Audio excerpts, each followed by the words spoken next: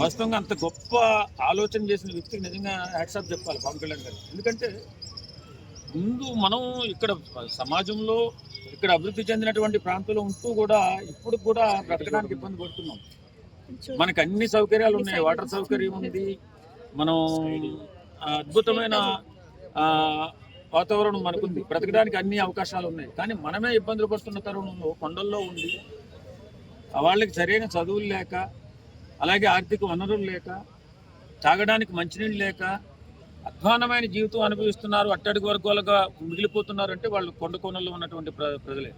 వాళ్ళని ముందుగా తీసుకుని వారి భవిష్యత్తు గురించి ఆలోచించి వారికి మంచి జీవితం ఉండాలి, వాళ్ళు కూడా మనతో సమానంగా బ్రతకాలి అని ఆలోచన చేసిన వ్యక్తి పవన్ కళ్యాణ్ గారు. కాబట్టి ఆయన మనుషుల్లో దేవుడయ్యారు. ఇప్పుడు పవన్ కళ్యాణ్ గారికి ఓజీ సినిమా రాబోతోంది, దాని అప్డేట్ ఎలా ఉంటుందంటారు?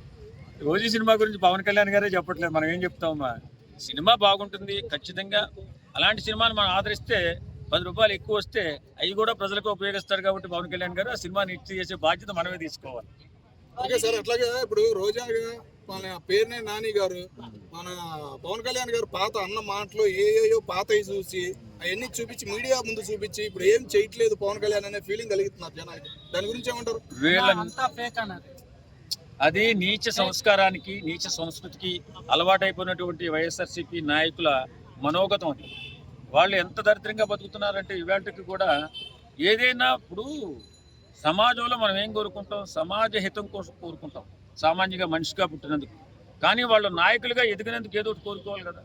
మీరు అసెంబ్లీకి రండి, మీకున్నటువంటి ఆపర్చునిటీని వాడుకోండి, ప్రజలకు ఎలా ఉపయోగపడాలి, ప్రజలకి మీరు ప్రజల పక్షాన్ని నిలబడితే ప్రభుత్వం పనులు చేయడానికి ముందుగా ఉంటుంది. కాబట్టి అసెంబ్లీకి వచ్చి జరుగుతున్నటువంటి తీర్మానాలపై మీరు చర్చించి ప్రజల పక్షాన్ని నిలబడితే మీకు గౌరవం ఉంటుంది. అంతే తప్ప పవన్ కళ్యాణ్ లాంటి వ్యక్తిని తక్కువ చేసి చూపించాలనుకుంటే ఈవేళ 11 సీట్లకే పరిమితం అయిపోయిన వైసీపీ పార్టీ రేపు మీరే గొయ్యి దూకుని 1 సీట్కే పరిమితం అయిపోయే అవకాశాలు ఉంటాయి. కాబట్టి ఇప్పుడు మీరు చేయాల్సిన తక్షణ కర్తవ్యం ప్రభుత్వం నుంచి ప్రజలకి ఎలాంటి అభివృద్ధి ఫలాలు అందుతున్నాయా, అందలేదా, ప్రభుత్వాన్ని నిలదీసేటటువంటి బాధ్యత వైఎస్ఆర్సీపీ పార్టీకి ఉంది.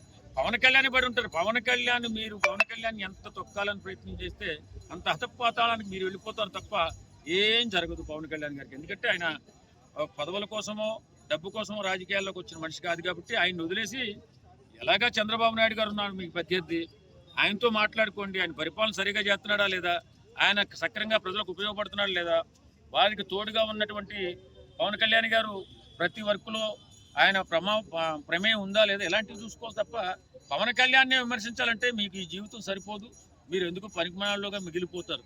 కాబట్టి ప్రభుత్వంలో అసలు ప్రజలకి పనులు జరుగుతున్నాయి, వాళ్ళు ఇచ్చిన హామీలు నిలబెట్టుకుంటున్నారా లేదా, అది ఒకవేళ నిలబెట్టకపోతే పోరాడి సాధించుకునే బాధ్యత మీ పట్లే ఉంటుంది. ఎందుకంటే ఇప్పుడు మీరు ప్రతిపక్షంగా ఉన్నారు.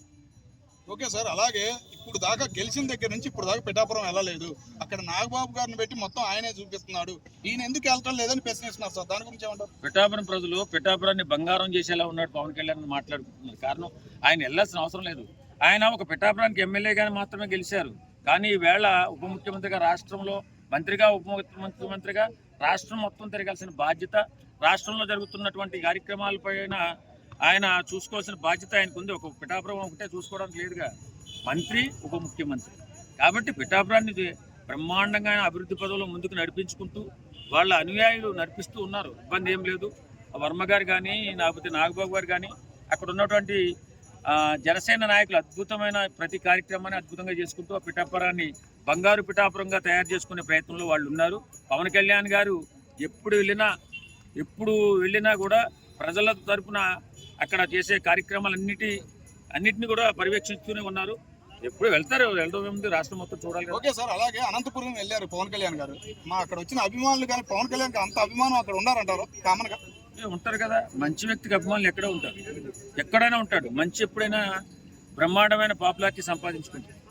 మంచిగా మనకున్నటువంటి వనరులు, మనం సంపాదించుకున్న డబ్బులు, మనం ఉన్నటువంటి ప్రదేశంలో, అనగా ఇక్కడ ఒక బస్తీలో ఉన్నాం అనుకోండి, మన డబ్బులు సంపాదించుకున్నాం, చుట్టుపక్కల వారిని 10 మందిని ప్రేమగా చూసుకుని వాళ్ళకి ఆపదలో ఆదుకుంటే మనమే దేవుడు అక్కడ. కాబట్టి వేళ పవన్ కళ్యాణ్ ప్రజల్లో, ఆంధ్రప్రదేశ్లో దేవుడు అయ్యాడంటే ఆయన సంపాదించిన దాంట్లో చాలా అమౌంట్ ఖర్చు పెట్టాడు పేద ప్రజల కోసం. ఎప్పుడు వైఎస్ఆర్సీపీ పార్టీలో ఉన్నప్పుడే, పార్టీ అధికారంలో ఉన్నప్పుడే చనిపోయినటువంటి రైతులకి, ఆత్మహత్యలు చేసుకున్నటువంటి రైతులకి 30 కోట్ల రూపాయలు పంచిపెట్టాడు. అలాంటి మహానుభావుడు అతను గురించి మనం ఎక్కడ ఎవరు కూడా మాట్లాడినా వాళ్ళు పతనం అయిపోతూనే ఉంటారు. ఆల్రెడీ చూసాం 11 పతనం అయిపోవడం. కాబట్టి ఎప్పుడు కూడా మంచే. ఎప్పుడైనా స్వార్థం భయంకరమైన వ్యాధి లాంటిది. ఎవడైతే స్వార్థపడతాడో వాడు నాశనం అయిపోతూనే ఉంటాడు. కాబట్టి మంచి ఎక్కడైనా మంచి, అది మన దగ్గరైనా, రాజకీయ నాయకుల దగ్గరైనా, పారిశ్రామికవేత్తల దగ్గరైనా, మంచిగా మనం ఉన్నంతకాలం మనల్ని భగవంతుడు అలా కాపాడుతూనే ఉంటాడు. అలాగే పవన్ కళ్యాణ్ ఎప్పుడు కూడా భగవంతుడు చూస్తూనే ఉంటాడు. Thank you.